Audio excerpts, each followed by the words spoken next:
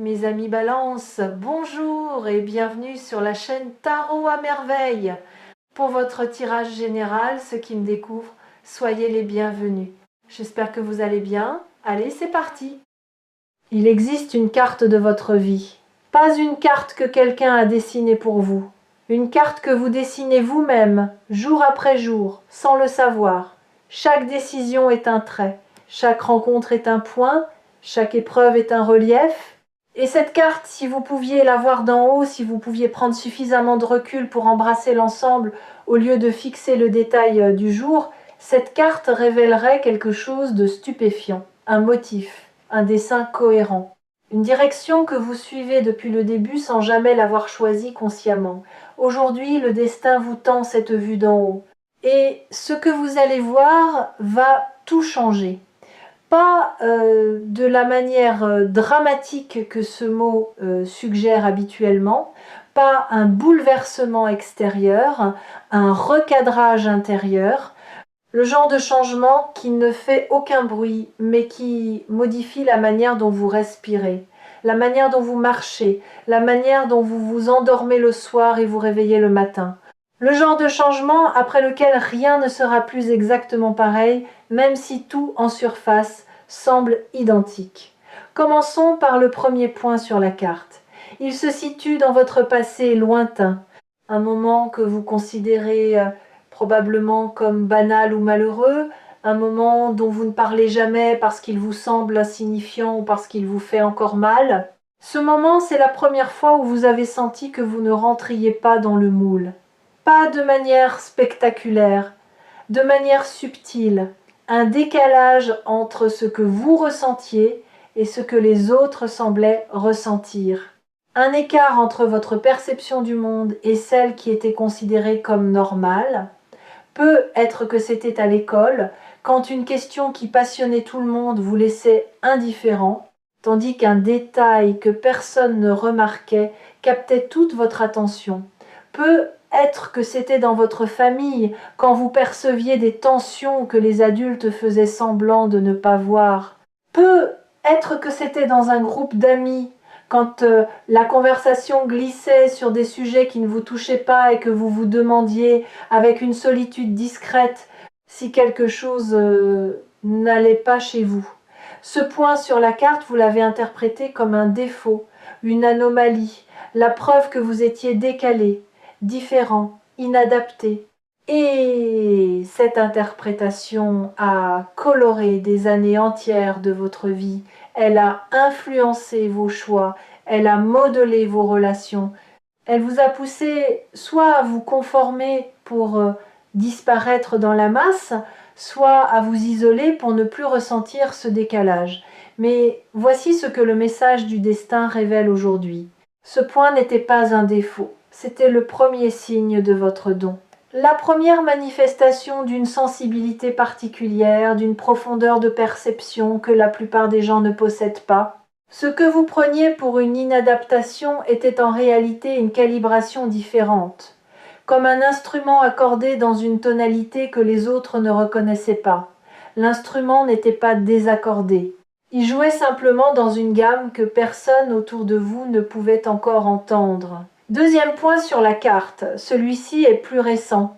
Il se situe dans une période de votre vie adulte où vous avez pris une décision qui semblait aller à contre-courant, une décision que les gens autour de vous n'ont pas comprise. Peut-être qu'ils vous l'ont dit ouvertement.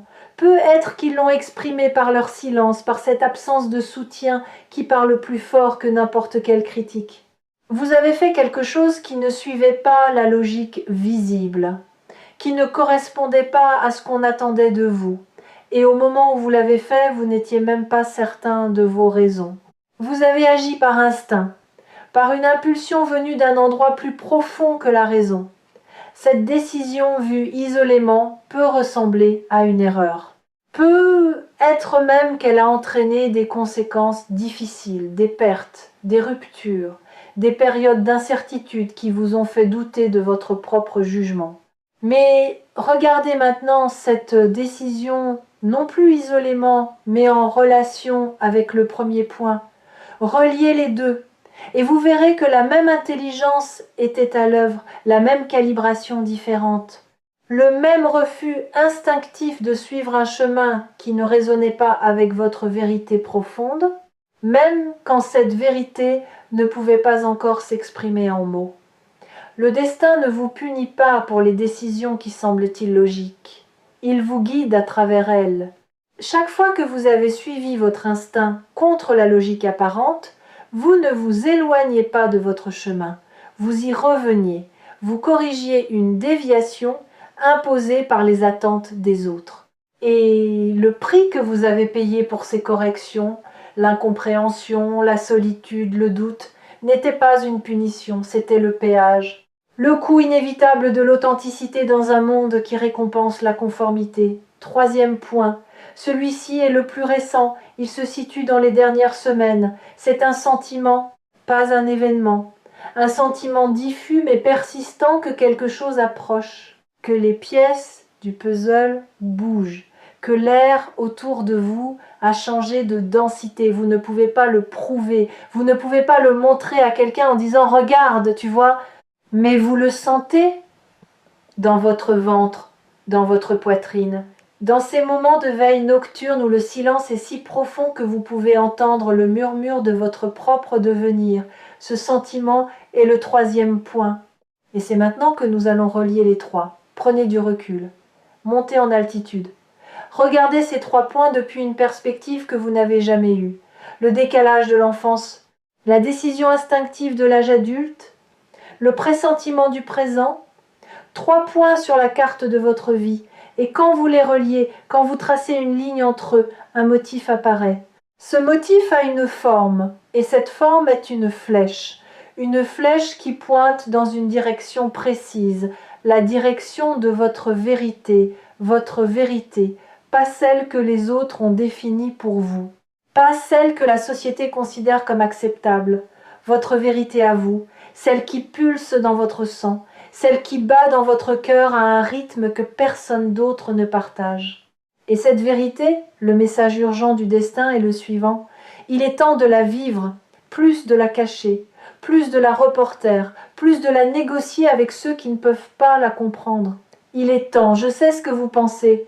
Vous pensez que c'est facile à dire, que vivre sa vérité est un luxe réservé à ceux qui n'ont pas de facture à payer, de responsabilité à assumer, de personnes à ne pas décevoir. Et je comprends cette pensée. Elle est raisonnable.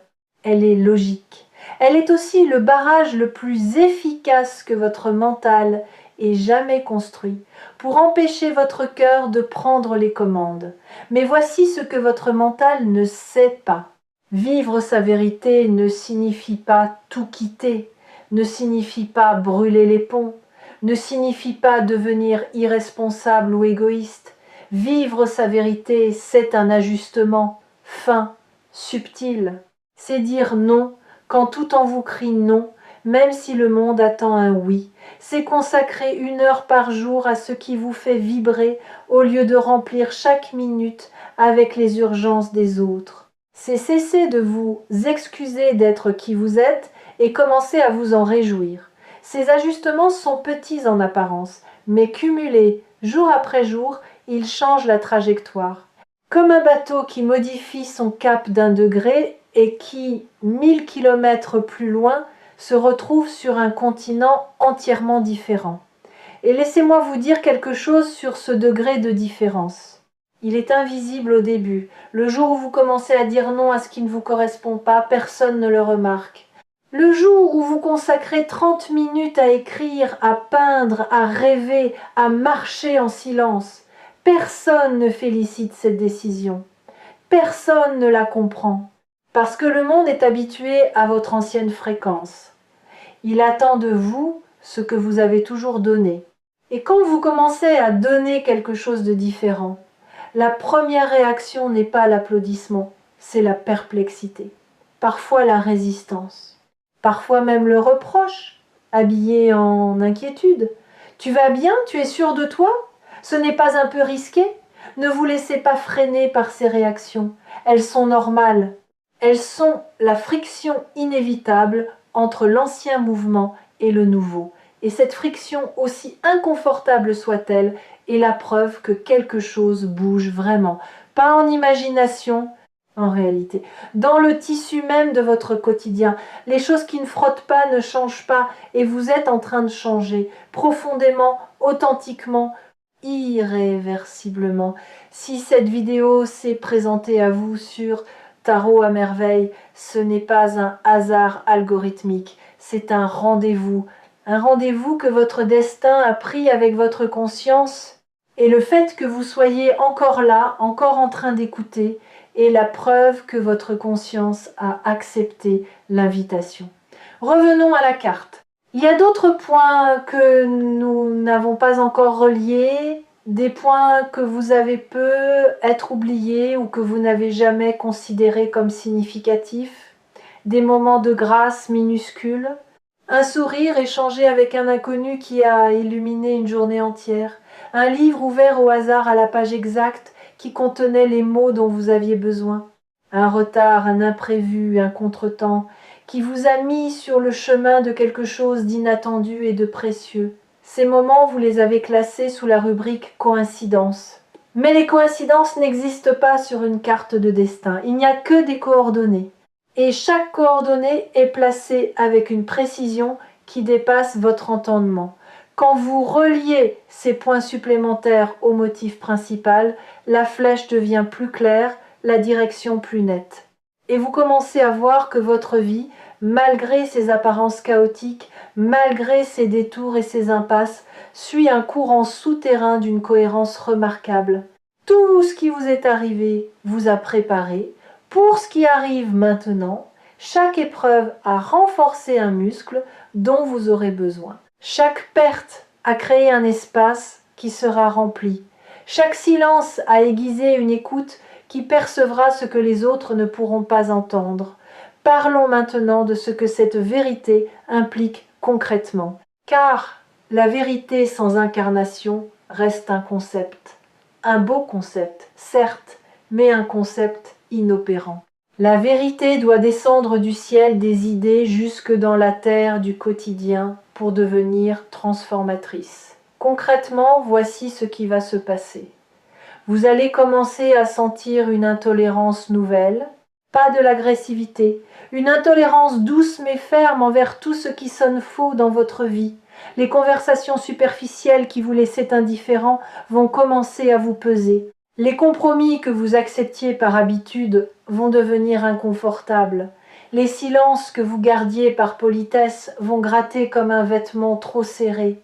Cette intolérance n'est pas un signe de dureté, c'est un signe de calibration. Votre instrument intérieur est en train de s'accorder sur sa fréquence naturelle et tout ce qui vibre à une fréquence différente va commencer à produire une dissonance que vous ne pourrez plus ignorer. Et c'est dans cette dissonance que le changement va naître. Parce que la dissonance force le choix. Elle vous met face à des décisions que vous reportiez. Elle vous oblige à regarder ce que vous évitiez. Elle rend impossible le statu quo confortable dans lequel vous vous étiez installé.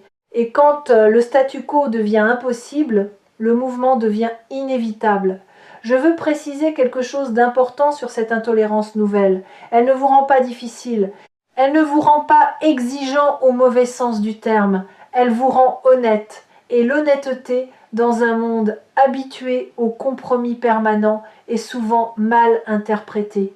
Les gens qui vivent dans le compromis voient l'honnêteté comme de la rigidité, comme de l'intransigeance, comme un refus de s'adapter. Mais il y a une différence fondamentale entre la flexibilité et la trahison de soi. La flexibilité, c'est ajuster la forme sans perdre la substance. La trahison de soi, c'est abandonner la substance pour préserver la forme.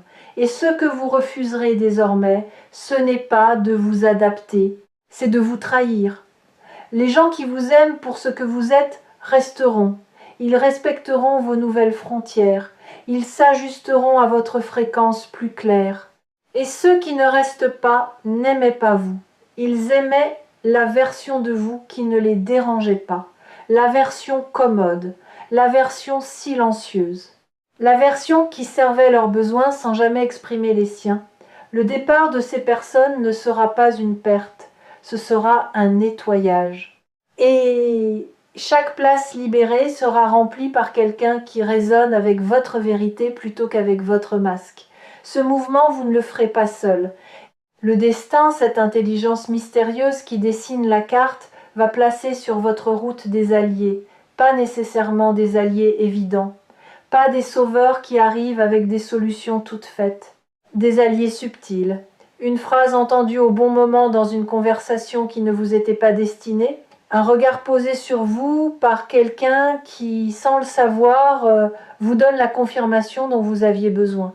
Une opportunité qui se présente exactement quand vous êtes prêt à la saisir, pas une minute avant, pas une minute après. Soyez attentifs à ces alliés. Ils ne portent pas de pancarte. Ils se fondent dans le quotidien. Ils ressemblent à des hasards. Mais sur la carte de votre destin, ils sont des balises. Des repères lumineux placés le long du chemin pour vous confirmer que vous êtes dans la bonne direction. Vous avez être déjà rencontré l'un de ces alliés récemment. Quelqu'un qui a dit exactement ce que vous aviez besoin d'entendre, sans même savoir qu'il le disait. Quelqu'un dont le parcours a résonné avec le vôtre d'une manière inexplicable. Quelqu'un dont la simple présence dans votre vie vous a rappelé que vous n'étiez pas fou de ressentir ce que vous ressentez, que votre décalage n'était pas un défaut mais un atout, que votre manière différente de voir le monde n'était pas une erreur de fabrication mais une spécialisation rare que peu de gens possèdent. Gardez ces personnes près de vous, pas de manière possessive, de manière consciente, reconnaissez-les pour ce qu'elles sont, des confirmations vivantes que votre chemin est réel, que votre vérité est valide, que la direction indiquée par la flèche sur votre carte mène quelque part. Quelque part qui vaut chaque pas inconfortable, chaque moment de doute, chaque nuit passée à se demander si tout cela a un sens. Quelque chose que je dois vous dire maintenant concerne la peur. Parce que la peur est là. Elle est toujours là quand le destin frappe à la porte. Et elle prend une forme particulièrement sournoise à ce stade de votre parcours. Elle ne vous dit plus « tu ne peux pas ». Elle vous dit quelque chose de plus subtil, de plus difficile à détecter. Elle vous dit « pas encore ». Ce « pas encore » est le piège le plus sophistiqué de votre mécanisme de résistance. Parce qu'il semble sage, il semble prudent, il ne vous dit pas non, il vous dit plus tard. Et plus tard, quand on le décortique, est simplement un jamais qui a appris les bonnes manières. Le message du destin est sans ambiguïté sur ce point. Le temps du pas encore est révolu. Non pas parce que les conditions extérieures sont devenues parfaites, elles ne le seront jamais, mais parce que les conditions intérieures ont atteint leur point de maturité. Vous avez assez appris, assez souffert, assez attendu, assez douté, l'arbre a assez poussé sous terre, il est temps qu'il perce la surface, et quand un arbre perce la surface, il ne demande pas la permission au sol. Il ne s'excuse pas de déplacer la terre. Il pousse, avec la force tranquille de ce qui est devenu trop grand pour rester contenu. Les messages partagés ici sur Tarot à merveille portent souvent cette tension entre la patience et l'urgence, entre le respect du timing et le refus de la procrastination. Et aujourd'hui, la balance penche clairement du côté de l'action, pas l'action frénétique, l'action alignée. L'action qui naît du silence intérieur plutôt que du bruit extérieur, l'action qui ne cherche pas à prouver quoi que ce soit à qui que ce soit, mais qui répond à un appel si profond qu'y résister devient plus douloureux que d'y répondre. Il y a un aspect du message du destin que je n'ai pas encore abordé. Le plus intime peut être. Il concerne le rapport que vous entretenez avec le temps. Vous avez le sentiment d'avoir perdu du temps, des années, peut être des décennies, des périodes entières de votre vie que vous considérez comme gaspillées, des choix que vous regrettez, des chemins que vous auriez dû emprunter mais que vous avez évités. Et ce regret est un poids que vous portez en silence, sans en parler, parce que le passé ne se change pas et que se plaindre ne sert à rien. Le message du destin a une réponse à ce regret. Et cette réponse va peut-être vous surprendre. Rien n'a été perdu, pas une minute, pas une heure, pas une année. Le temps que vous considérez comme gaspillé était en réalité du temps d'incubation. Comme la terre en hiver, qui semble morte alors qu'elle travaille dans l'invisible, préparant les conditions du prochain printemps. Vos années de doute étaient du temps de maturation. Vos années d'errance étaient du temps d'exploration. Vos années de stagnation apparente étaient du temps de consolidation, pendant lequel vos fondations intérieures se renforçaient en silence pour supporter le poids de ce qui vient.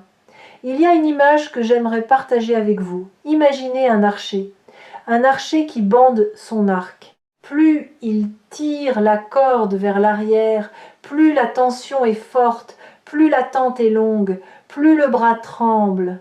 Et pour un observateur qui ne comprendrait pas le tir à l'arc, ce mouvement vers l'arrière ressemblerait à un recul, à une régression. Pourquoi recules-tu alors que ta cible est devant? Mais l'archer sait. Il sait que l'attention est nécessaire, que le recul apparent est la condition de la propulsion, que plus la corde est tirée, plus la flèche ira loin. Vos années de tension, vos années de recul apparent étaient la corde qui se tendait, et le moment de la libération approche. La flèche va partir, et elle ira exactement là où elle doit aller. Pas où vous l'aviez planifié, où votre destin l'a visé, rien n'est perdu, tout est investi, et le retour sur investissement arrive maintenant, pas sous la forme que vous attendiez, sous une forme meilleure, plus adaptée, plus juste, plus profondément alignée avec la personne que toutes ces années ont façonnée. Regardez votre carte une dernière fois, voyez tous les points, tous les traits, tous les reliefs, les montagnes que vous avez escaladées, les vallées que vous avez traversées, les rivières que vous avez remontées à contre-courant, et voyez la flèche, la direction, ce vers quoi tout converge. Ce vers quoi tout converge, c'est un point que vous n'avez pas encore atteint, un point qui se situe juste devant vous, si proche que vous pourriez presque le toucher. Et ce point, quand vous l'atteindrez, ne sera pas une destination finale, ce sera un belvédère. Un point d'observation depuis lequel vous pourrez enfin voir l'ensemble de votre parcours et comprendre avec une clarté qui coupe le souffle que tout avait un sens, que chaque détour était un raccourci déguisé, que chaque perte était un gain travesti, que chaque non que la vie vous a opposé était la protection d'un oui infiniment plus grand qui attendait son heure, et que le chaos que vous perceviez n'était du chaos que vu d'en bas. Vu d'en haut depuis ce belvédère, c'est un chef-d'œuvre, votre chef-d'œuvre, peint avec des couleurs que vous n'auriez jamais choisies, mais qui ensemble créent une harmonie que vous n'auriez jamais pu imaginer. Cette heure est venue, le destin ne demande pas grand-chose, il ne demande pas que vous soyez courageux, il sait que vous l'êtes déjà, chaque jour, dans des gestes que personne ne voit. Il ne demande pas que vous soyez prêt. Personne n'est jamais prêt pour ce qui le dépasse. Il demande simplement que vous soyez disponible, que vous disiez, avec la voix tremblante de celui qui ne comprend pas tout, mais qui fait confiance quand même, « D'accord, j'écoute, je suis là, montre-moi. » Et le destin montrera, pas avec des feux d'artifice, avec des évidences si simples, si lumineuses, si indiscutablement vraies que vous vous demanderez comment vous avez pu les manquer pendant toutes ces années. Et la réponse sera douce, vous ne les avez pas manquées, vous n'étiez simplement pas encore au belvédère, vous y êtes maintenant, souvenez-vous de ce moment, marquez-le intérieurement, parce que c'est ici, dans cette vidéo, dans cet instant précis, que vous avez vu votre carte pour la première fois, et une fois qu'on a vu sa carte, on ne marche plus à l'aveugle. On marche avec la certitude de celui qui sait d'où il vient, qui comprend où il est et qui sent, avec chaque fibre de son être, vers où il se dirige. La vérité dont parle le titre n'est pas une vérité que je vous apporte. C'est une vérité qui était déjà en vous et qui attendait que vous descendiez assez profondément en vous-même pour la trouver. Aujourd'hui, vous l'avez trouvée. Ne la lâchez plus, et quand les jours de doute reviendront, et ils reviendront, rappelez-vous que Tarot à merveille sera toujours là pour vous tendre le miroir, pas pour vous montrer ce que vous devez être, pour vous rappeler ce que vous êtes déjà. Prépare-toi, non pas à quelque chose qui arrive de l'extérieur, à quelque chose qui émerge de l'intérieur, de toi, de cet endroit en toi que personne n'a jamais visité mais qui a toujours existé, patient, silencieux, indestructible. Parce que la plus grande vérité du destin, celle que personne ne te dit jamais, c'est que le destin ne vient pas vers toi, il vient de toi. Et il est magnifique.